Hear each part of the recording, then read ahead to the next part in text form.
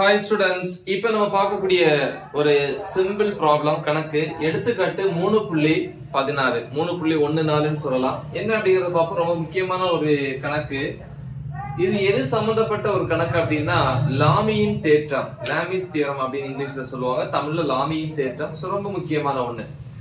ஒத்த இரண்டு சங்கிலிகளால் செய்யப்பட்ட ஓய்வு நிலையில் உள்ள ஒரு ஊஞ்சல் ஒன்றில் குழந்தை ஒன்று அமர்ந்திருக்கிறது. பார்த்தா தெரியும், இதான் ஊஞ்சல். ஊஞ்சல்ல ரெண்டு சங்கிலி ரெண்டு பக்கம், அதுல ஒரு குழந்தை உட்கார்ந்து இருக்கு. சரி, அக்குழந்தையின் மீது செயல்படும் விசைகளை காண்க.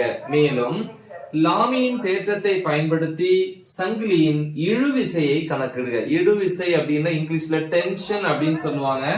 அதுக்கு என்ன லெட்டர்னா டி. அப்ப டி ஈக்குவல் டு தான் क्वेश्चन மார்க், ரைட்? இப்ப நம்ம என்ன பண்ணிருப்போம் அப்படின்னா தனிப்பொருள் விசைப்படம், ஃப்ரீ பாடி டயக்ராம் சொல்லுவாங்க. அதாவது எந்த ஒரு பெரிய பொருளாக இருந்தாலும் எந்த பொருளாக இருந்தாலும் அதை ஒரு புள்ளியாக எடுத்துக்கணும். அப்ப இந்த குழந்தைய ஒரு புள்ளியாக எடுத்துக்கிறேன். சரியா? ஓகே. சோ தனியா நம்ம டயக்ராம் வரைச்சுக்கலாம்.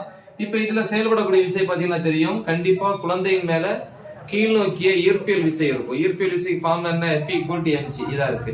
அதே நேரம் இந்த சங்கிலி என்ன ஆகும் அப்படின்னா இழுக்கப்படும் போது அந்த சங்கிலியில இழுவிசை உருவாகும். அதான் டென்ஷன். சோ இந்த மாதிரி விசைகள் உருவாகும். கரெக்டா? அப்படி மூன்று விசைகள். ஒன்னு கீழ் நோக்கிய ஈர்ப்பியல் விசை, இன்னும் ரெண்டு இழுவிசை, ரெண்டு சங்கிலியிலையும் உருவாகுது. சரியா? இப்ப நம்ம லாமியின் தேற்றத்தை பயன்படுத்துவோம். அதுக்கு முன்னாடி நம்ம பாத்தீங்கன்னா லாமியின் தேற்றத்தை என்ன சொல்லியிருப்போம் அப்படின்னா மூன்று விசைகள்ல ஏதேனும் ஒரு விசையினுடைய எண்மதிப்பு மற்ற இரண்டு விசைகளுக்கு இடைப்பட்ட கோணத்திற்கு நேர்த்தகவல் இருக்கும். அப்ப இந்த ரெண்டு இடைப்பட்ட கோணம் நமக்கு தெரியுமா? தெரியாது. அப்ப முதல்ல அதை நம்ம கண்டுபிடிக்கணும். சரியா? அதுக்கு தகுந்த மாதிரி தான் நம்ம என்ன பண்ண போறோம் அப்படின்னா டயக்ராம் வரைய போறோம். வரையலாமா? எஸ். சோ அப்ப இந்த பொருளை ஒரு புள்ளியாக எடுத்துக்க போறேன். ஓகே. சோ இதான் அந்த குழந்தை கண்டிப்பா நிறையில் ஒண்ணு இருக்கு இல்லையா? மாஸ். ஓகே. இப்ப இதுல செயல்படக்கூடிய விசை ஒண்ணு கீழ் நோக்கிய ஈர்ப்பியல் விசை அப்படின்னு சொல்லலாம். அதுக்கு என்ன ஃபார்முலா அப்படின்னா F = mg. சரி, இன்னொன்னு பாத்தீங்க அப்படின்னா இது சீலிங் மேல இருக்கிறது. சோ இன்னொன்னு இந்த கம்பியில செயல்படக்கூடிய இழுவிசை இந்த மாதிரி இருக்கு. அதே மாதிரி இந்த பக்கம் ஒரு கம்பி இருக்கு இல்லையா? எஸ், அதையும் நம்ம இந்த மாதிரி வரைஞ்சுப்போம். சோ இதுல செயல்படக்கூடிய விசையும் T. சரி, இப்ப நம்ம நல்லா தெரியும் பாருங்க. இந்த இழுவிசை x அச்சுல மட்டும் இல்ல. x இப்படி இருந்தா ஃபுல்லா x, இப்படி இருந்தா y. ஆனா x க்கும் y க்கும் இடைப்பட்ட இடத்துல இருந்தா அந்த விசை இரண்டு கூறுகளாக பிரிப்போம் அப்படின்னு சொல்லி நம்ம படிச்சிருப்போம் இல்லையா? அப்ப ரெண்டா பிரிச்சீங்க. ஒன்னு இப்படி, இன்னொன்னு இப்படி. கரெக்டா? சோ இத t sin θ அப்படின்னு சொல்லுவோம். அப்ப இத என்ன சொல்லுவோம் அப்படின்னா t cos θ ன்னு சொல்லுவோம். அதே மாதிரி இதே பிரிக்கலாம் இல்லையா? இந்த பக்கம் இருக்கு, அதனால இந்த பக்கம் இதே தான் வரும். t sin θ. இதுல ஒரு பகுதி இப்படி வரும், இன்னொரு பகுதி இப்படி வரும். அப்படி அதே லைன்ல தான் வரும். அதையும் t cos θ அப்படின்னு சொல்லுவோம். அப்ப பாத்தீங்கன்னா இந்த ரெண்டு விசையும் ஒரே மாதிரி இருக்கா? ஆனா ஒரே நேர்கோட்டு எதிரெதிர் திசையில செயல்படுறதுனால அது என்ன ஆகுது? கேன்சல் ஆகுது. ஆனா இங்க பாத்தீங்கன்னா t cos θ ரெண்டும் ஒரே நேர்கோட்டில் ஒரே திசையில செயல்படுறதுனால ரெண்டு என்ன ஆகுது? கூட்டப்படுகின்றன அப்படின்னு சொல்லி படிச்சிருப்பீங்க. சரி, இப்ப நம்ம கோணம் பார்ப்போம். இந்த கோணத்தை தீட்டான்னு சொல்லலாம். இந்த கோணம் தீட்டா. அப்ப இது தீட்டான்னு இது தீட்டா. மொத்தம் பாத்தீங்கன்னா இதோட மொத்தம் 180 டிகிரி.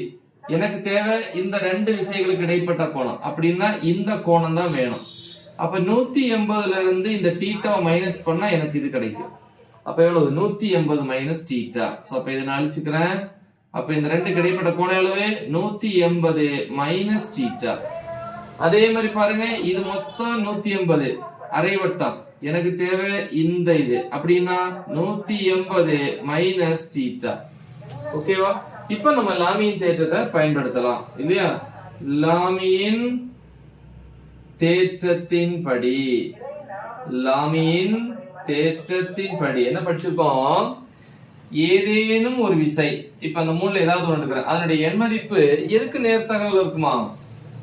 மற்ற ரெண்டு விசைனா இது ஒண்ணு. அந்த ரெண்டு விசைகளின் சைன் மதிப்பிற்கு அல்லது சைன் மதிப்பின் கோணத்திற்கு நேர்த்தகவல் அமையும். கரெக்டா? அப்ப பாருங்க, ஏதேனும் ஒரு விசையினுடைய எண் மதிப்பானது மற்ற ரெண்டு விசைகளுக்கு இடைப்பட்ட கோணத்தின் சைன் மதிப்பிற்கு நேர்த்தகவல் இருக்கும். அப்ப கோணம்னா இந்த கோணம் தானே வரணும்.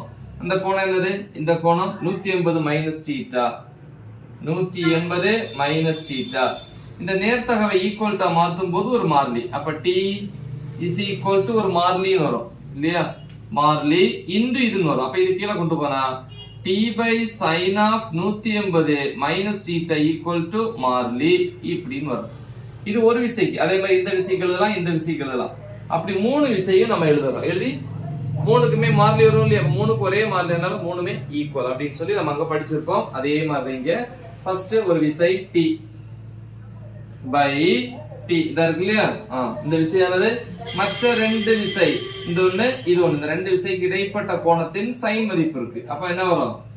sin of பிராக்கெட் போட்டுக்கோங்க 180 மைனஸ் தீட்டா. அடுத்து இங்கே அதே மாதிரி இருக்கு. இதே மாதிரி இன்னொரு விசை, இந்த விசையானது t ஆனது மற்ற ரெண்டு விசை, இதெல்லாம் இது ஒண்ணு இது ஒண்ணு, இதுக்கு இடைப்பட்ட கோணம்.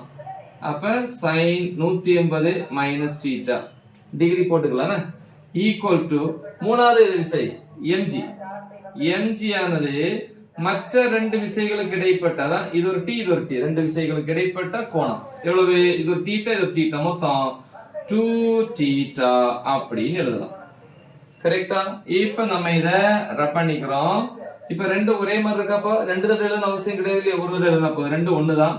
அப்போ ஒரு தடவை எழுதுனா t by sin of 180 degree minus theta equal to, degree வேணா போட்டுக்கோங்க, டிகிரி போட்டாலும் பிரச்சனை இல்லை, எல்லாருக்குமே தெரியும் டிகிரி தான் அப்படின்ட்டு. இங்க என்ன இருக்கு? mg by sin 2 theta.